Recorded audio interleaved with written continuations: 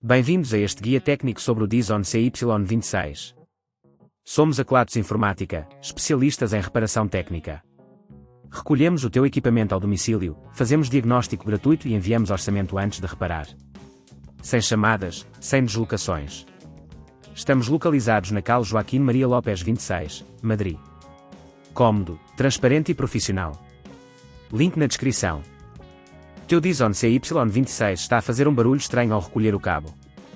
Este sintoma pode ser causado por um desgaste nas peças internas ou acumulação de sujidade que impede o correto funcionamento. Se não fores atempado a resolver este problema, pode levar a danos mais graves no mecanismo de recolha, tornando a tua máquina inoperável. Para esta reparação, precisas de algumas ferramentas e materiais. Vais precisar de uma chave de fendas, um alicate, um aspirador para remover a sujidade e, possivelmente, um novo sistema de recolha se for esse o caso. Primeiro, assegura-te de desligar o Dyson e retirar o cabo da tomada. Para abrir o equipamento, utiliza a chave de fendas para remover os parafusos que seguram a parte inferior do corpo. Faz isto com cuidado, para não riscar a superfície. Uma vez aberto, procura o componente que está a causar o barulho. Geralmente, é o mecanismo de recolha do cabo que se encontra na parte inferior.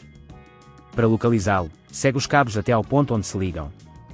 Com o alicate, desconecta os cabos que estão ligados a este mecanismo. É importante lembrar de não aplicar força excessiva para não danificar outras peças. Agora que tens acesso ao componente, verifica se há algum desgaste visível ou se está sujo. Se estiver sujo, limpa-o bem com o aspirador. Caso esteja danificado, retira o mecanismo com cuidado, soltando os parafusos que o prendem. Ao substituir por um novo, assegura-te de que os parafusos estão bem apertados, mas sem exagerar na força. Após substituir, reconecta os cabos, garantindo que estão firmes e seguros. Antes de fechar o equipamento, faz uma verificação rápida para confirmar que tudo está no lugar e que não houve danos durante o processo. Se neste ponto achares que é demasiado complexo, lembra-te que na Kelatos recolhemos o equipamento no teu domicílio e devolvemos-te reparado.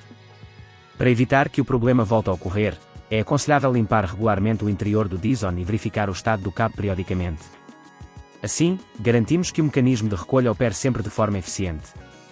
Se não queres arriscar danificar o teu equipamento, na Kelatos recolhemos, reparamos e devolvemos ao teu domicílio em todo o Portugal continental.